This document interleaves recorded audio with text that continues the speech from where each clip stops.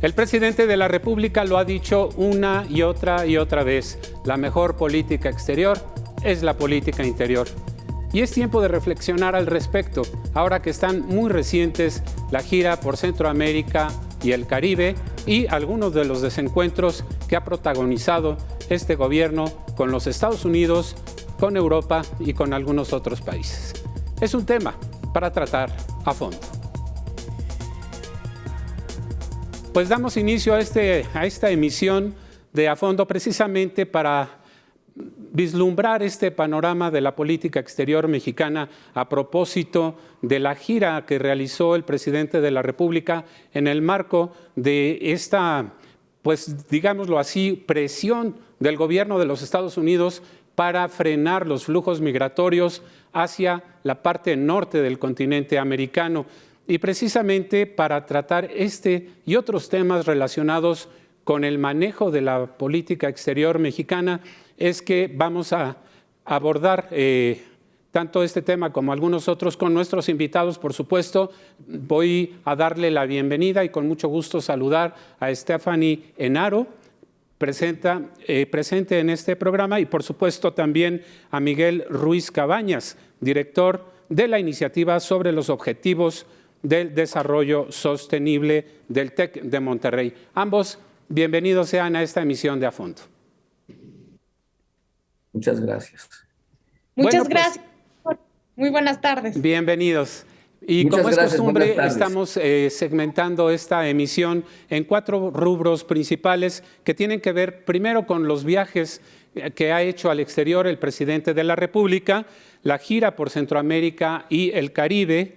El tercer bloque lo abordaremos respecto a la migración, que es como que la piedra angular en muchos de estos temas y que ha obligado al presidente de la República a reencauzar en algunas ocasiones su política exterior. Y por supuesto, este fenómeno que se está dando, ya para cerrar y concluir en el programa, la cercanía con Cuba y esta relación, digamos, complicada con los Estados Unidos a propósito de la inminencia de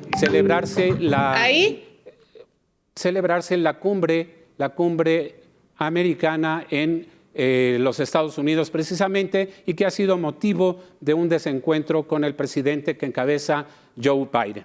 Así que comenzamos, si les parece, con nuestro primer bloque. Comenzamos contigo, Stephanie. Estas salidas del presidente de la República, que dicho sea de paso, ha insistido en que no es su estilo salir al exterior, lo ha tenido que hacer y por primera vez, apenas la semana pasada, realizó una gira fuera de lo que es los Estados Unidos, en este Triángulo del Norte en Centroamérica, y ya de regreso, pues a propósito de que estaba cerca, pues pasó por Cuba. ¿Cuál es tu impresión de este manejo de la política exterior y de esta decisión de muchas veces tomar en sus manos las grandes decisiones del país? Creo que es importante notar el contexto en el que se da esta gira. El presidente anuncia esta gira después de una llamada con el presidente de Estados Unidos, Joe Biden, en el que mientras él decía que no sabía de qué se iba a tratar, la Casa Blanca había emitido un comunicado diciendo que se iba a tratar de migración y del desarrollo en Centroamérica y de la mirada conjunta que tendría que tener la región de Norteamérica en la Cumbre de las Américas. Inmediatamente después se anuncia la gira y curiosamente se da en los países que mandan más migrantes. Tenemos que va a Guatemala, a Belice, a Honduras, a El Salvador y cierra con Cuba. Y es importante notar que más allá de la expresión de la tradicional rebeldía mexicana ante Estados Unidos que Cuba ha representado en la política exterior, Cuba en lo que va del 2022 se ha convertido en la principal fuente de migrantes. Por eso se debe entender este cierre como doble fondo y también como que el presidente López Obrador adelantó la tarea de lo que pudiera llegar a necesitar su homólogo estadounidense. De acuerdo. Miguel Ruiz, en todo este entorno se dio esta, digámoslo así, compensación. Ok, voy a tratar el tema para atender y atacar de origen el problema migratorio, pero de paso voy a insistir quizás para guardar un poquito la dignidad nacional, en que primero se pongan los programas sociales como punto de solución para este fenómeno, pero también por otro lado para salvaguardar la dignidad latinoamericana y evitar que se vulneren las soberanías de los países que la integran. ¿Cómo ves en este contexto la situación en el marco de la gira del presidente? Bueno, mira, yo creo que el reto de la migración desordenada, irregular, para todos los países de la región es un reto real.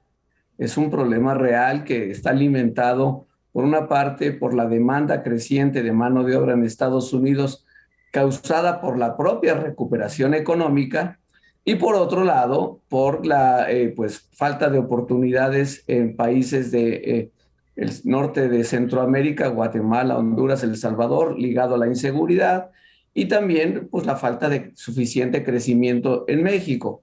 Entonces, a mí me parece muy bien que el presidente López Obrador hable con Biden sobre el reto migratorio, porque se necesitan pues todas las piezas del rompecabezas. No es posible que México y Centroamérica resuelvan este enorme, grandísimo, descomunal reto sin la participación de Estados Unidos. Me parece muy bien que el presidente haya ido a Centroamérica a hablar con esos países para hacer manifiesto el compromiso de su gobierno con tratar de encontrar soluciones pues realmente de desarrollo, de causas de raíz hacia el tema de migración. Lo que no encuentro muy lógico es que después de hacer esa gira a esos 3 países de Centroamérica, decida que no va a ir a la cumbre en California, precisamente a la segunda parte, que sería todos juntos tratar el tema de migración, porque no se invita a 3 países que sabemos pues no son gobiernos democráticos. Yo creo que está bien que el presidente abogue por la participación de todos, pero una cosa es abogar por la participación de todos y otra cosa es autoexcluirte porque el gobierno anfitrión decide no invitar a los demás. De acuerdo. Sí, y en este mismo sentido, Stephanie, pues sí se da este riesgo porque no debemos perder de vista el hecho de que los Estados Unidos es el socio comercial número 1 del país y, bueno, compartimos una frontera amplísima con ellos y hay una serie de intercambios comerciales y sociales y políticos y hasta históricos con Estados Unidos y quizás estemos apostando demasiado en esta aventura en favor de la integración, digamos, latinoamericana, cuando, como bien dice Miguel, pues no son precisamente países que sean democráticos. Mira, yo creo que hay que leer esta decisión del presidente como algo de doble fondo. Él dijo que la mejor política exterior es la política interior y creo que la política exterior está siendo regida por sus intereses domésticos. Tenemos, por ejemplo, se da en un momento en donde Estados Unidos de alguna manera necesita mucho a México por el problema en que se ha convertido la migración.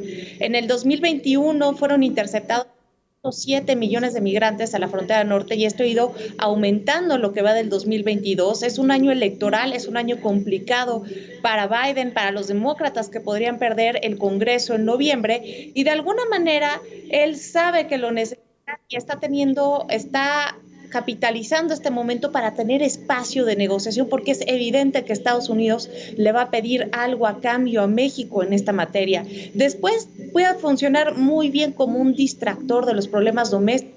Tenemos que en abril la inflación llegó a cifras históricas en México, la mayor registrada en las últimas 2 décadas, con un 7.68%, una oleada de violencia que no baja, que en marzo llegó a cifras récord, los feminicidios que no bajan y están siendo de alguna manera ejemplificados por el caso de Bani Escobar, los casos de la corrupción. Hay muchos problemas domésticos que están siendo de alguna manera distraídos por esta decisión porque estamos pensando en si va o no a la cumbre en lugar de estar pensando en los problemas domésticos. Y también hay que leer el contexto internacional porque se da en un momento en donde tanto la pandemia como la guerra entre Rusia y Ucrania está obligando al mundo a pensar en nuevas realidades geopolíticas.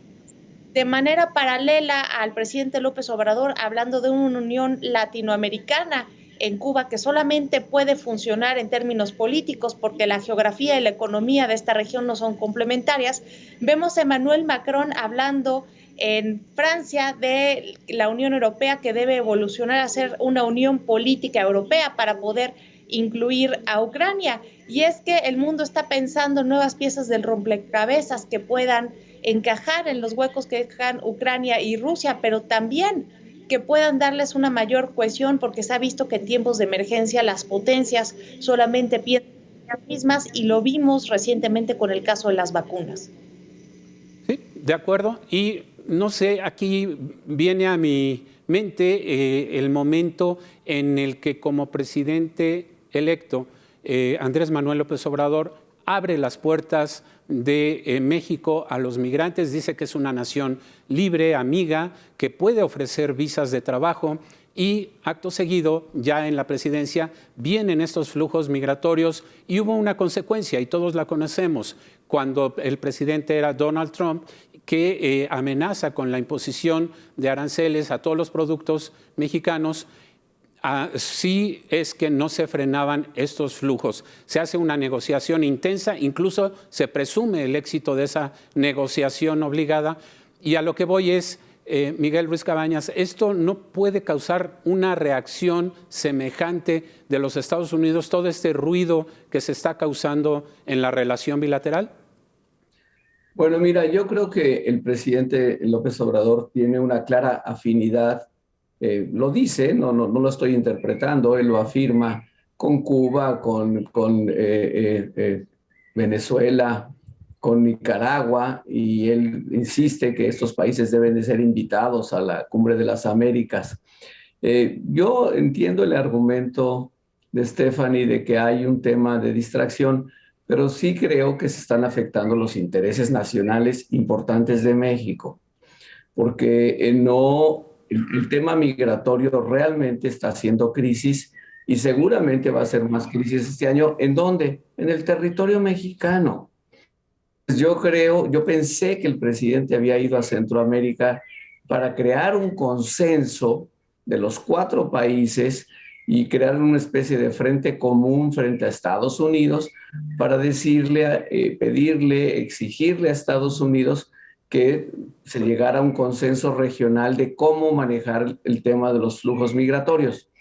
Cuando el presidente decide que mejor no va y que manda a su canciller y que él realmente lo que le importa es la solidaridad americana, pues francamente creo que está abortando algo que sí afecta directamente los intereses nacionales, no en el futuro lejano de este año, porque el tema migratorio, como dijo Stephanie, está cada vez peor. Entonces, urge un diálogo migratorio subregional. Se supone que se iba a dar en California, y por eso lamento mucho que el presidente haya decidido mejor no ir. Creo que a los que está dejando colgados de la brocha, perdón la expresión, es a los presidentes de Centroamérica. De modo que espero, yo soy diplomático de carrera, tengo ese defecto en el sentido de pensar siempre en soluciones diplomáticas a los conflictos y una manera de llegar a un acuerdo. Ojalá y todavía en las próximas 3 semanas se llegue a un acuerdo donde se permita a México y a Centroamérica tener un diálogo a fondo con Estados Unidos para resolver lo que es sin duda el principal reto para la región, la migración. Claro. Y en este mismo tenor, Stephanie, yo veo trabado aquí algo. Estados Unidos presionando fuertemente porque se frenen estos flujos que no se han podido contener, y México, por su parte, insistiendo en que la única solución es la aplicación de estos programas sociales, particularmente Sembrando Vida y Jóvenes Construyendo el Futuro, en los países de origen como medida para mantener a la población de cada uno de estos países en sus lugares de origen.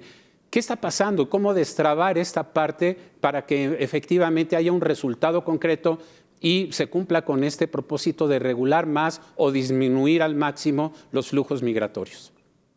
Yo creo que es bastante arriesgado implementar programas en América que ni siquiera tenemos la certeza de que han funcionado de manera en nuestro país.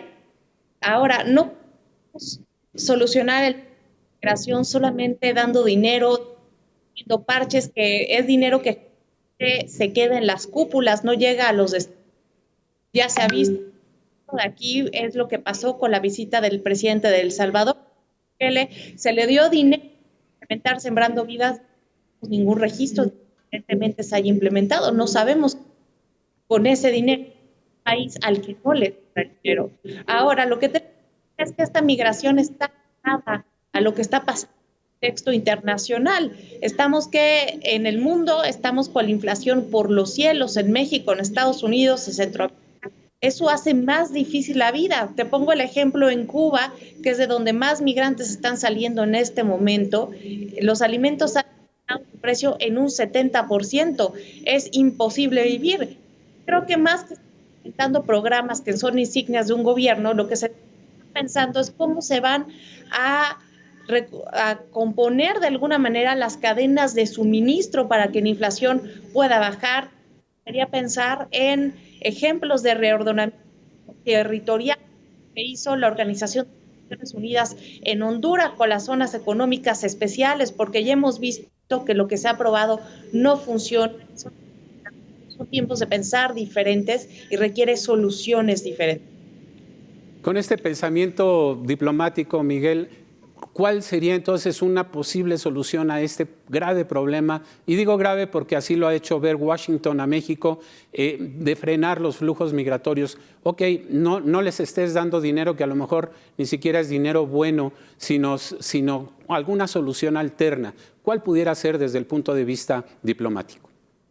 Mira, no los vas a frenar, los vas a administrar.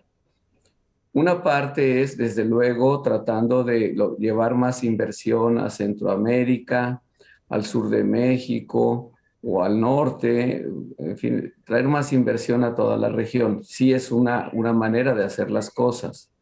Otra, muy importante, vital, es encontrar medidas de control migratorio, por ejemplo, facilitando el refugio o las solicitudes de refugio en los propios países centroamericanos. Otras más, es muy importante que Estados Unidos amplíe las visas para facilitar la migración legal a trabajadores o a personas que son familiares de personas que ya viven en Estados Unidos legalmente. Hay todo, digamos, un catálogo de medidas migratorias que se pueden aprobar y que es necesario aprobar en el marco, digamos, de un plan regional. Se supone que de eso se trata, que ese es el tema principal de la Cumbre de las Américas. No vas a llegar a una solución integral, pero sí se puede avanzar mucho. Lo más importante entre los países y en el diálogo diplomático es que los presidentes hablen entre ellos, que se conozcan, que creen confianza. Tienes una nueva presidenta en Honduras, tienes un presidente en El Salvador que está haciendo muchas cosas, tienes un presidente en Guatemala que no está haciendo tanto, pero que es vital porque todos los flujos o son de Guatemala o pasan por Guatemala. Y tienes un presidente de México que ha declarado que este es el tema más importante. A mí lo que me preocupa es que hay una crisis humanitaria migratoria este año en el suelo mexicano y que no hayamos hecho los canales, los puentes con Estados Unidos a tiempo para que entre los 4 países saber cómo lo vamos a tratar. No solo es a través de los programas Sembrando Vida o los Jóvenes del Futuro, es a través de medidas migratorias que ya se sabe cuáles son o cuáles podrían ser. El tema es llegar y acordarlas al más alto nivel.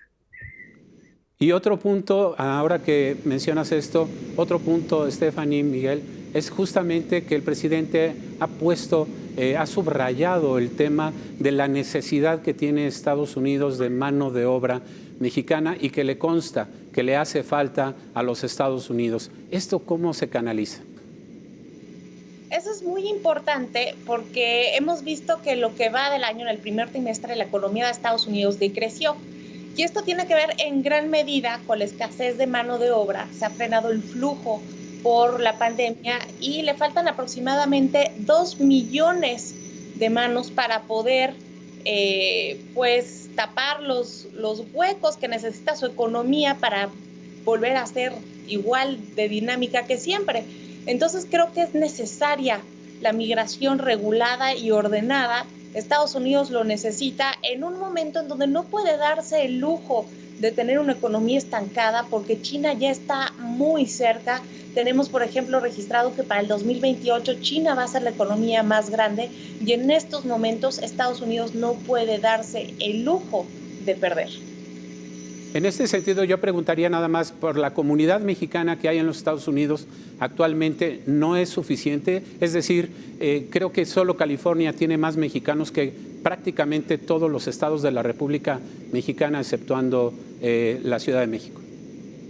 Mira, yo creo que es muy importante, desde luego, la presencia de mexicanos en Estados Unidos. Sí, depende de cómo los cuentes. Si cuentas a los mexicanos de todas las generaciones, son 38 millones. Los mexicanos nacidos en México, que ya están en Estados Unidos, casi 12 millones, de los cuales 6 millones están en condiciones indocumentados, son los que tienen menos protección.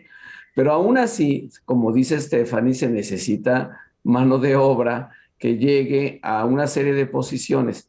Esto está causado por una demanda por la propia recuperación de la economía de Estados Unidos, que no se debe interrumpir, y ese es el interés nacional de Estados Unidos. La única manera que tienes es a través de medidas de regulación y de legalización. Hay que legalizar una parte de estas personas que ya están allá, cosa que los republicanos no están muy de acuerdo, pero hay que hacerlo y no sé cuánto tiempo más lo van a retrasar por razones de política interna.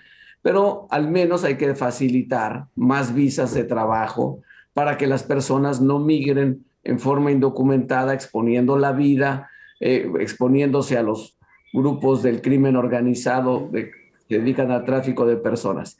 Déjame resumirlo así. Se necesitaría que los 4 gobiernos tomen el tema de migración en sus manos y no se lo dejen en las manos al crimen organizado o a los traficantes de personas. De ese tamaño es la importancia del tema y por eso es importante que los presidentes se vean y hablen de eso y lleguen a acuerdos.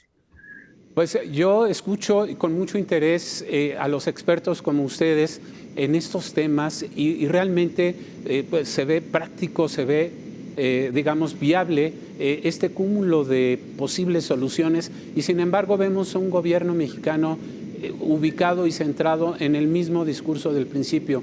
2 programas sociales y punto. Y promover, eso sí, esta migración regulada y también exigirle a Estados Unidos que cumpla el ofrecimiento de aportar 4,000 millones de pesos a esos programas sociales. Pero no se mueve nada. Entonces aquí la pregunta que yo les hago es justamente eso. ¿Qué tiene que hacer un gobierno de México si ve que no se mueve y que Estados Unidos puede, déjenme expresarlo de un modo, perder la paciencia en este problema que sigue creciendo? Estefan. Bueno, yo creo que el gobierno de México tiene muy pocas alternativas a ser un país de tránsito con una frontera porosa. Queramos o no, los migrantes llegan, los migrantes entran y nosotros mismos estamos fallando en lo mismo que le pedimos a Estados Unidos, que sea de una manera regulada. Creo que tenemos que enfocarnos en que pase precisamente eso, que sea de una manera ordenada, regulada. Tenemos que saber quién entra en nuestro territorio, quién sale, porque esto, más allá de una cuestión humanitaria, también es un precepto de seguridad nacional. Y creo que México debe de empezar a pensar en términos de seguridad nacional. Somos un país que desgraciadamente tiene la autoestima nacional muy bajo y eso tiene que cambiar porque tenemos una ubicación estratégica y también somos un país bastante atractivo para los migrantes a pesar de que hemos reducido el tamaño de nuestra economía, y esto se ve en el hecho en que las solicitudes de refugio en México de derecho de asilo han aumentado en un 32% comparando el 2021 con el 2020. Un dato revelador sin duda. Sobre este mismo punto, Miguel Ruiz Cabañas. Bueno, mira, yo creo que México pues, tiene muchas alternativas, excepto la de moverse geográficamente. Seguiremos estando entre Centroamérica y Estados Unidos. Y además, por eso mismo deberemos ser siempre el país más interesado en que estos flujos se regulen en forma ordenada, humanitaria, legal. No va a ser posible que eso sea probablemente a corto plazo para todos, pero hay que iniciarlo. México muchas veces ha llevado estos temas a los foros internacionales, a Naciones Unidas, a la OEA. En Naciones Unidas, gran parte por activo del activismo mexicano, se aprobó el Pacto Mundial sobre Migración. No puedo entrar en detalles, pero hay muchas medidas que se podrían aplicar a nivel subregional de regulación migratoria, incluyendo, por supuesto, el registro de los migrantes, porque pues tampoco, como dice Stephanie nuevamente, vas a, digamos, a permitir que tu casa se vuelva un pasillo. Tu casa es tu casa, entonces tienes que saber quién entra y quién sale. Y ahí también el gobierno tiene que hacer una inversión importante en infraestructura. No es muy cara, digo, hay que comprar computadoras y algunos programas de comunicación y registro, y de esa manera se podría hacer mucho mejor. Pero al final, lo más importante es comprometer a estos Estados Unidos, porque por mucho que nos pongamos de acuerdo entre México y Centroamérica, sin Estados Unidos, me temo que no vamos a llegar muy lejos. Y probablemente para Estados Unidos eso sea lo más cómodo. Háganse bolas, yo no me comprometo, y por eso lamento que el presidente haya decidido no ir a California. Tengo la esperanza, remota, pero la tengo, de que el presidente cambie de opinión y decida mejor si ir a California para hablar de estos temas y tratar de concretar algo. Sería fantástico. Muy bien, pues vamos a continuar con este interesantísimo tema de la política exterior mexicana que en estos días pasa por una prueba importante. Pero antes vamos a hacer una pausa, es breve, regresamos a fondo.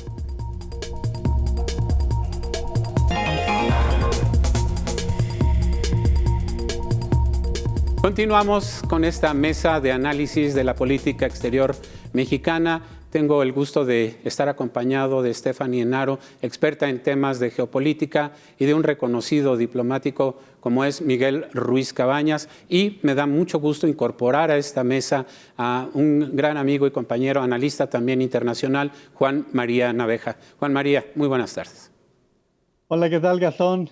Stephanie, mucho gusto. Miguel, qué placer estar compartiendo con ustedes mesa. Qué gusto. Pues estábamos comentando justamente las incidencias del viaje del presidente de la República por Centroamérica primero y después por Cuba. En esta parte a mí me encantaría, bueno, primero que nada, saber, quizás yo como ciudadano, como periodista, ¿cuál es el beneficio? Siempre hemos estado acostumbrados a que cuando vamos a cubrir una gira internacional o estamos reportándola, vemos que hay ciertos beneficios para el país, y en este caso no veo muchos. A mí me encantaría conocer sus impresiones sobre qué le trajo a México esta gira por Centroamérica y Cuba. Vamos contigo, si te parece, Juan María, primero. Bueno, pues creo que dentro de todo esto lo más importante, no sé qué opinen mis compañeros, pero es que el presidente por fin saliera. Creo que eso ya nos marca una pauta que no la habíamos observado, salvo los viajes a Estados Unidos, no había presentado ninguna salida de esta naturaleza. Los temas pues están muy claros, que es la parte de migración con Guatemala, El Salvador, Honduras. Belice se juega en otra cancha. Cuba ya empieza a ser un problema migratorio también, pero me parece que en todo caso la parte cubana es la más desafortunada porque la agenda cubrió únicamente la parte institucional. Si bien es cierto que los otros mandatarios como Felipe Calderón tampoco se dieron cita con opositores, también hay que reconocer que había en este momento una situación muy particular, porque nunca en Cuba se había presentado una protesta como la del año pasado y que ya hay una buena cantidad de detenidos. O sea, el tema de los derechos humanos en Cuba sigue siendo un problema serio. Y pues creo que a mí no me parece que sea afortunada la exportación de los programas sociales, porque no nos han dado resultado en México. En el caso de Bukele le cayó como perlas el hecho de que se le anunciara un 50% más de apoyo por parte de México. En el caso de Honduras estaba muy reciente la salida, el envío del expresidente Juan Orlando Hernández a Estados Unidos por los vínculos con el narcotráfico, es decir, recién llegada la presidenta Xiomara Castro, y pues en el caso de Guatemala había quizás unas condiciones mejor. Y lo otro, en el caso de El Salvador, con mes y medio de estado de sitio, de estado de excepción, o sea, no era tampoco el mejor momento, pero creo, Gastón, que peor es nada. Stephanie, es cierto. Stephanie, aquí en esta parte de Cuba se desató una polémica bastante encendida respecto al hecho de que México no solo no trajo algo en concreto al país, sino que entregó recursos importantes en un intercambio que todavía está sujeto a una interpretación o una investigación, y que es esta, digamos, invitación a que 500 médicos cubanos vengan a las zonas más marginadas a realizar su trabajo a México, en una relación un poco complicada, porque el pago se le da directamente al gobierno cubano y no a estos médicos o especialistas. ¿Qué lectura le das a esta situación?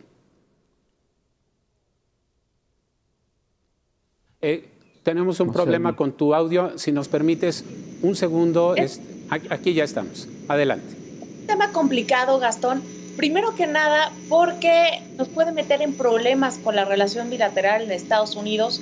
Justo unas semanas antes de esta gira, cuando el gobernador de Texas, Greg Abbott, estaba diciendo que pues ya el gobierno federal de Joe Biden no le respondía, que iba a invocar que se estaban cometiendo una invasión para que él pudiera ya detener y deportar a los migrantes él mismo, congresistas de Estados Unidos pusieron una queja de que México estaba violando el TEMEC por estar propiciando la trata de personas. Con esto se referían a los médicos cubanos que han llegado al país, y ahora este anuncio, después de la gira del presidente López Obrador, lo viene a reafirmar, lo cual de alguna manera es cierto, porque estos médicos reciben solamente entre el 10 y el 25 de su salario. Este caso quedó muy bien ejemplificado en Brasil durante la presidencia de Dilma Rousseff, en donde les pagaban $4,400 por médico, de los cuales los médicos cubanos solamente recibían 1,000, y de esos $1,600 se quedaban en una cuenta en Cuba y solamente se les daban 400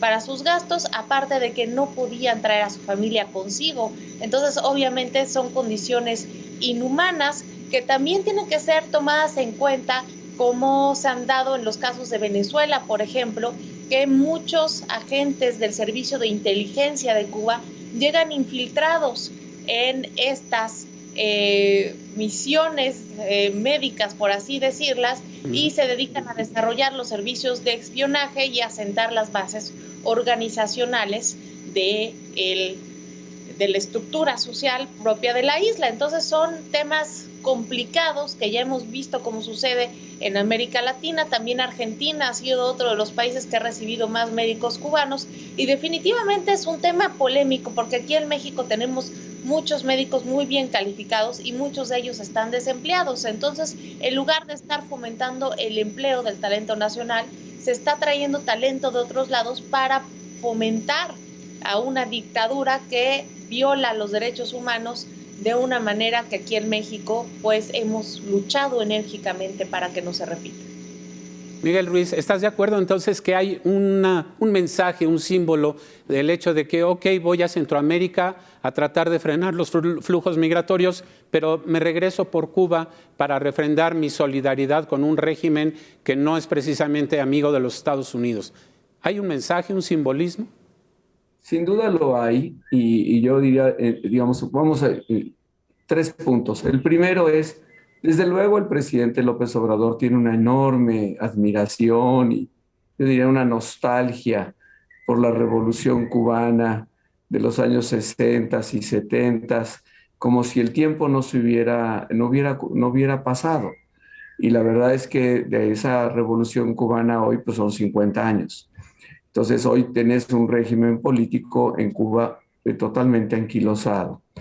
Creo que el presidente le quiere echar la mano a ese gobierno, a ese régimen, de alguna manera con lo que sea, que es un régimen que tiene severísimos problemas económicos en este momento, severísimos quizá como nunca antes, ni siquiera en el periodo especial cuando cayó la Unión Soviética, y en este momento es quizá el mayor, y se está viendo en la cantidad de jóvenes cubanos que están saliendo de Cuba, que están llegando a México y que están tratando de llegar a Estados Unidos. Ahí tienes el principal o un indicador muy claro. Entonces se les ocurrió nuevamente tratar de traer médicos cubanos para darle algún ingreso al gobierno de Cuba.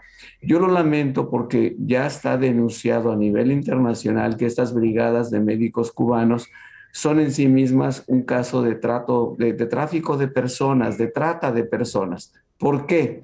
Porque no se está contratando a los médicos cubanos, sino se está contratando, haciendo un contrato con el gobierno de Cuba para que el gobierno de Cuba les dé una mínima parte del sueldo que ellos supuestamente van a ganar en México. Eso se llama trata de personas y no lo digo yo, ya está tipificado en Naciones Unidas, por la Unión Europea. Entonces, yo francamente creo que es una mala idea. Si no fuera por otras, porque es una idea que viola los derechos humanos. Y además hay los temas de seguridad a los que ya se refirió Stephanie. Creo que el presidente lo hace por echarle la mano a un gobierno, por un tema de nostalgia y que francamente desde luego no comparto, porque los jóvenes mexicanos, los jóvenes médicos mexicanos merecen mejores oportunidades.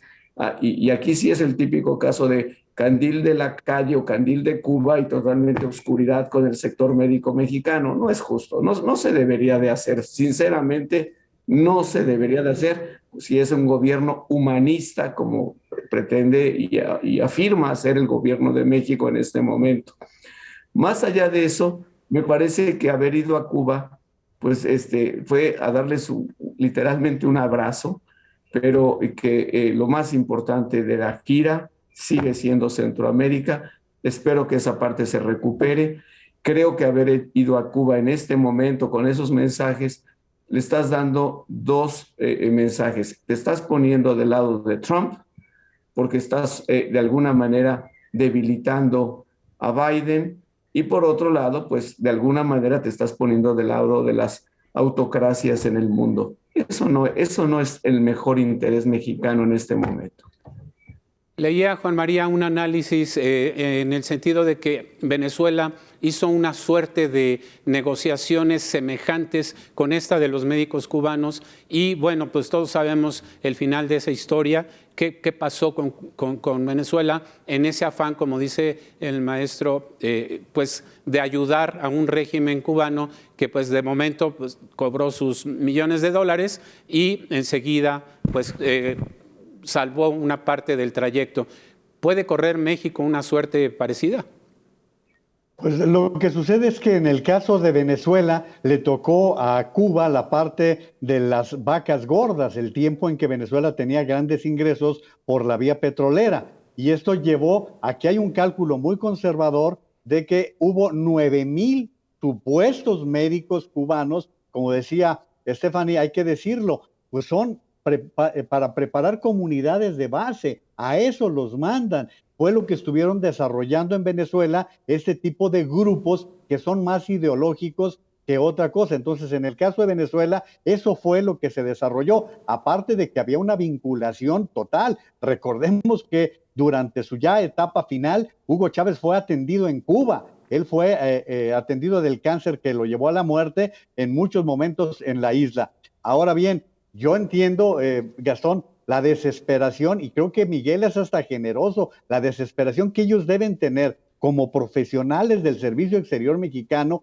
de ver que estamos con un abandono completo de los detalles. Porque, o sea, Miguel te puede hablar de Centroamérica perfectamente, de cómo se mueve todo el istmo centroamericano y no saber cuáles son las implicaciones con México. Decía Stephanie lo relativo a la trata de personas. No solamente lo menciona Naciones Unidas, como lo apuntaba Miguel, también el Tratado de Libre Comercio establece en el artículo 23 la posibilidad de que se sancione a uno de los 3 países si incurre en el trato de personas. Es por ello que los 4 legisladores cubanos de la Florida, es decir, Marco Rubio, nada más ex aspirante a la presidencia de Estados Unidos, los otros 3 diputados, para no dar los nombres, se me olvida alguno de ellos, pero pues está María Elvira Salazar, está también Díaz Balart, que están presionando con estos temas justamente en un momento en que le dan un peso muy fuerte a la administración Biden. Yo no sé si al presidente de la República le interese mandar mensajes de distanciamiento con Biden y acercamiento con Trump. Estefanía Enaro, a manera de conclusión justamente en esta parte, en este bloque del programa, darle un abrazo a Cuba y saludar de lejitos a Joe Biden, ¿qué alcances puede tener para la política exterior mexicana? Primero que nada, mandar los mensajes equivocados. Estamos abrazando a una dictadura y le estamos diciendo hola de lejitos a una democracia, y que aparte es nuestro vecino y con el que pues tenemos una relación bilateral muy importante. El 85% de nuestras exportaciones van hacia Estados Unidos. Con Cuba nuestro comercio realmente no es importante, es más, con Guatemala tenemos más comercio de lo que tenemos con Cuba. Entonces realmente el valor que podemos obtener de esa relación es meramente ideológico, y me parece una tristeza que el presidente ponga los intereses personales antes que los intereses nacionales. Ya lo vimos el día de la independencia y en esta gira no pierde la oportunidad de volverlo a confirmar. Stephanie, sabemos que te tienes que retirar, lo lamentamos mucho, pero te agradecemos mucho el tiempo que cediste a este programa de A Fondo. Y nosotros vamos a una pausa, regresamos, no se vaya, para el último bloque de esta emisión.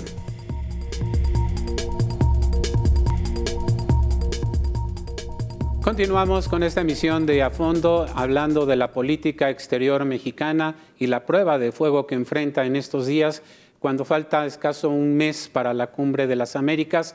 Estábamos haciendo un recuento de estos frentes que se han abierto desde que inicia el sexenio, primero con España por el tema de la disculpa, por un asunto que ocurrió ya hace 500 años, y por la relación tortuosa de algunas empresas españolas en México y bueno, y con el régimen del presidente en turno, con Austria por el asunto del penacho, con el Parlamento Europeo por este llamado de atención y por la suerte que corren muchos compañeros periodistas en el país, con Estados Unidos por el reclamo que se le hace en esta parte del apoyo a ciertas organizaciones no gubernamentales, y ahora que se amenaza con una especie de boicot de la Cumbre de las Américas, donde pues sí le está dando de alguna manera la espalda no solo a Estados Unidos, sino a muchas de las naciones que asisten con el interés de llegar a consensos y acuerdos para una mejor relación en el continente. Miguel Ruiz Cabañas, tu impresión sobre este panorama general de la política que se ha construido desde Palacio Nacional y no desde la Secretaría de Relaciones Exteriores. Bueno, yo retomaría lo que dijo Juan al principio. O sea, de entrada es un presidente que nunca le ha interesado la política internacional ni la política exterior ha sido su prioridad. Cuando tú declaras que la política exterior, la mejor es la política interior, es que no tienes una idea clara de cuál va a ser tu política exterior, digámoslo con claridad. Entonces, el presidente, así, y luego tiene una proclividad a estar todo el tiempo, primero a hacer todo a través de los medios. Y bueno, yo tengo una deformación profesional, yo pienso que los diplomáticos sirven precisamente para prevenir conflictos, llegar a acuerdos, y que eso no se hace a través de los medios. Creo que no es buena idea sorprender a tus socios, a tus amigos, a tus aliados, a través de los medios. Las palabras atan, las palabras a veces realmente se vuelven lápidas porque no te puedes mover. Entonces, de una posición expresada públicamente cuesta el doble. Entonces, creo que la diplomacia no se conduce a través de los medios. Los medios son fundamentales para comunicarla, pero no para hacerla. Entonces, yo creo que aquí en este gobierno ha habido un exceso de hacerlo todo a través de los medios y además siempre expresando posiciones que no conoce tu contraparte. Y eso obviamente le reduce el margen a tu contraparte pues para llegar a un acuerdo. El caso de España o el caso de Austria, el caso del Parlamento Europeo, el caso de Estados Unidos. En el caso de Estados Unidos, pues la verdad es que me preocupa especialmente porque no se trata de cualquier relación. O sea, es el 80% de nuestro comercio internacional es con Estados Unidos. México recibe entre 40 y 50 mil millones de dólares al año de remesas que mandan los mexicanos en Estados Unidos, que son algo así como 38 millones de mexicanos. Entonces, son realidades que van más allá de la voluntad o el parecer o la inclinación ideológica de cualquier gobierno. Esas remesas alimentan a millones de mexicanos en nuestro país. Son fundamentales. Se congeló la imagen, no sé si me están oyendo. Estamos captando perfectamente, maestro. Entonces, son fundamentales. Una de cada 3 familias mexicanas tiene un pariente en Estados Unidos. Luego, entonces, la relación más importante para México, económica, política, cultural, migratoria, demográfica, de seguridad, de combate al crimen organizado, toda es con Estados Unidos, desde luego no en forma exclusiva. Hay que diversificar con América Latina, con Europa, con otras regiones del mundo. América Latina, somos un país latinoamericano, pero no hay que olvidarnos que realmente nuestra relación fundamental es con Estados Unidos. Cuando tú le pones obstáculos a esa relación, no le estás respondiendo al interés de la gente. ¿De quiénes? De los mexicanos y las mexicanas, en donde los que están en México y los que están en Estados Unidos. Entonces, yo siento que, francamente, que el presidente debe ir a California para promover los intereses de los mexicanos de los dos lados, si se me permite la expresión, para recordarle a Biden que la economía de Estados Unidos en parte funciona gracias a los mexicanos y las mexicanas. Si no va él, claro que el canciller lo puede hacer, pero no tendrá el mismo efecto. Claro. Juan María, en política las facturas se pagan muy caras muchas veces. ¿Qué factura puede estar pagando México con una política exterior como bien la ha descrito Miguel Ruiz Cabañas? Ni nos imaginamos de qué tamaño puede ser la reacción ante todo esto. Por una cosa, Gastón, hasta ahorita los demócratas han sido un tanto cuanto prudentes, no se han desbordado. Yo te garantizo que si estuviese en este momento Trump en la presidencia, es más, el presidente López Obrador ni siquiera hubiese intentado ausentarse ante esta situación. Decía Miguel algo bien importante, tú a tus socios no los puedes sorprender.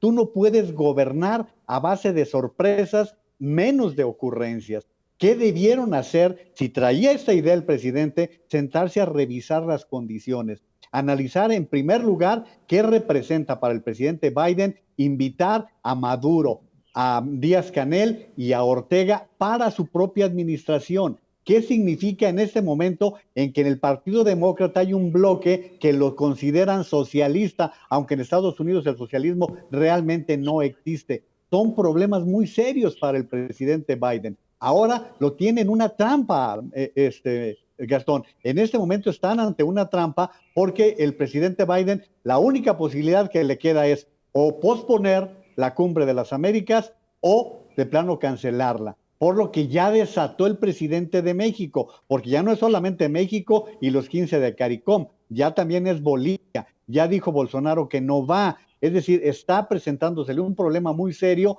al presidente Biden. La reacción que puede venir, mira, nos ha salido barato el tema de las remesas. ¿Por qué? Porque el tema de las remesas que trataba Miguel, con todo lo que implica para el país, no nos han empezado a investigar qué tan involucrado está el lavado de dinero en esos 52 mil millones. En el momento en que se empiecen a tratar estos y otros temas de seguridad nacional, vamos a tener quizás esto que estás planteando, Gastón, una repercusión a tomar decisiones al aventón sin analizar las repercusiones reales.